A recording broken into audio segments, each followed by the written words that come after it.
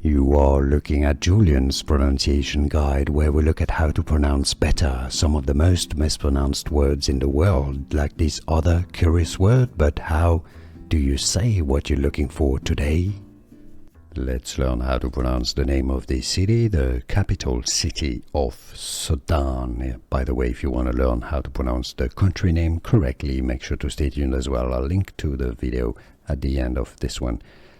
The local pronunciation is as Khartoum, Khartoum, but in English it's obviously not quite pronounced usually like this, but rather English pronunciation Khartoum, Khartoum.